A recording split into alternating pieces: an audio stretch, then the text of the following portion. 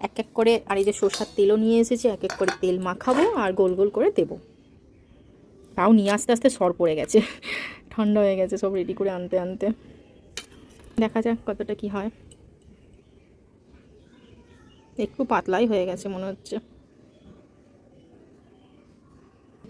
ঠিক আছে, প্রথমবার ট্রাই করলাম তো, আর একটু আঠা আঠা হতো, ভেবেছিলাম একটু ঠান্ডা হলে হয়তো একটু জমে যাবে, কিন্তু হলো না। ঘরে খাওয়ার মতো শেপগুলো ঠিকই আছে বলুন। জানি জানি দোকানের মতো তো পারবো না, মোটামুটি চেষ্টা করেছি। এই যে এগুলো গোল গোল হয়েছে, এগুলো হতো, কিন্তু একটু প্রথমে পাতলা পাতলা লাগছিল, তারপর ঠিক হয়ে গেল। কিন্তু আমি দিয়ে দিয়েছি, যে ওটা এক্ষুনি দিলাম, তাও এখনও গড়াইনি, আর এর মধ্যে অনেকটা টেনে নিয়েছে। কিন্তু আমি কি করছি, পুরো সুবিধার জন্য পুরো গোল গোল থালায় পুরো ছড়িয়ে দিয়েছি।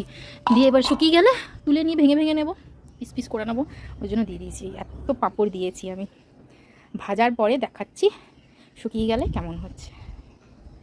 ওপরটা একটু কাপড় দিয়ে ঢেকে দিলাম, কারণ এগুলো দেখে সব পায়রার দল ছুটে এসেছে, ভেবেছে কিছু খাবার আছে।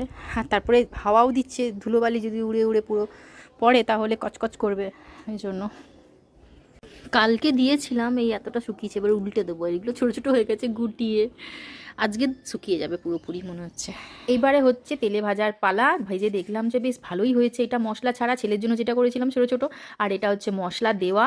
তো দুটোই খেতে খুব ভালো হয়েছিল এবং একদম মুচমুচে হয়েছিল। কিন্তু যেহেতু আমি এক গোল গোল করে দিতে পারিনি, তাই টুকরো টুকরো করে ভেঙে নিয়েছিলাম। যারা আমার মতোই কোনোদিনও পাঁপড় টাপড় বানাওনি, অবশ্যই বানিয়ে দেখতে পারো, খুব সহজ পদ্ধতিতে এবং দারুণ খেতে হয়। বিশ্বাস করো, খুব টেস্টি হয়েছিল এবং খুব মুচমুচে।